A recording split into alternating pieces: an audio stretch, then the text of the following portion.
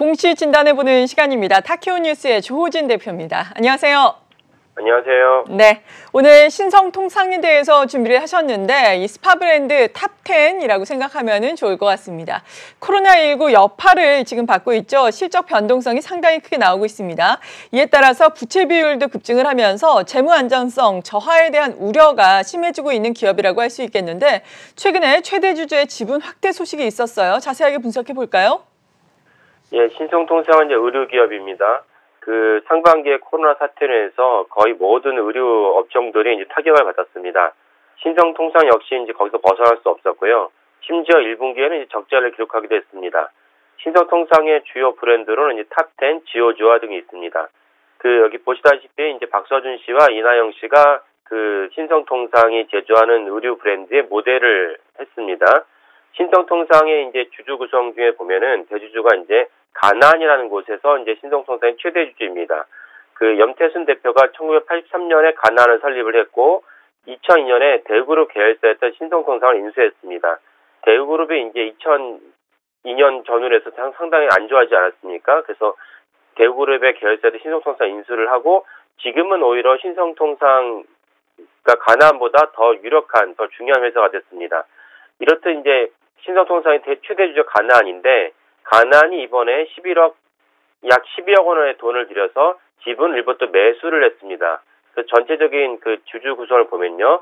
가나안이 신성통상의 지분 33.8%가 됐고 그리고 염태순 대표가 20.2%, 에이션 패션이라는 곳이 17.66%의 지분을 차지하게 됐습니다.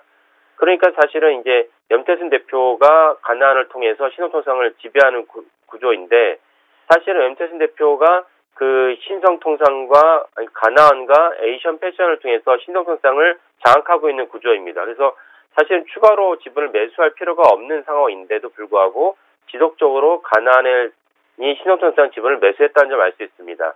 그렇다면 이것은 어떤 점을 의미하냐면은 하나는 무엇이냐면은 우리가 봤을 때 상반기에 매출이 안 좋았다.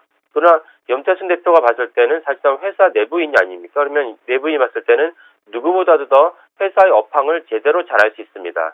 상반기에는 코로나 사태 때문에 매출이 안 좋았지만 하반기에는 사실 매출이 좋다.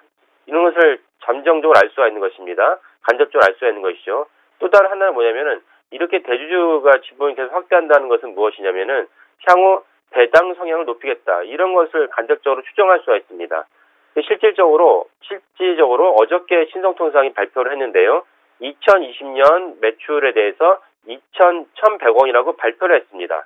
근데 작년 매출이 코로나 사태가 없었던 작년 매출이 1,000억 원이었거든요. 그러니까 코로나 사태가 있었음에도 불구하고 심지어 10%의 매출이 상향됐다는 점을 우리가 어제 알았습니다. 그러니까 대주주 어제 발표를 하지 않았어도 대주주가 이렇게 지분을 갖다가 매수했다면은 간접적으로 이 회사가 좋구나라는 것을 알 수가 있는데 어저께 신성통상이 올해 매출이 1,100억 원이라고 이미 이틀이 남긴 했지만 1,100원이라고 발표를 한 것입니다. 이렇듯이 이제 대주주의 그 지분 확대는 우리가 미리 간접적으로 추정할 수가 있습니다. 또 하나 주의해야 될 점은 신성통상의 배당 기준월이 12월이 아니고 통상 많은 상장사들이 12월에 합니다. 우리나라 특히. 근데 신성통상은 배당 기준월이 6월입니다. 이 점을 주의하셔야겠습니다. 그래서 신성통상의 향후 주가를 쭉 바라보시면서 신성통상이 하반기 매출이 아주 좋았구나. 그리고 내년에 이제 6월에 끝나면 6월 결산을 할 때 배당 성향이 높아질 수 있겠다. 라는 점을 두 가지 점에 주목하시면서 신성통상을 바라보시면 되겠습니다. 여기까지 공진단의 타키온이었습니다.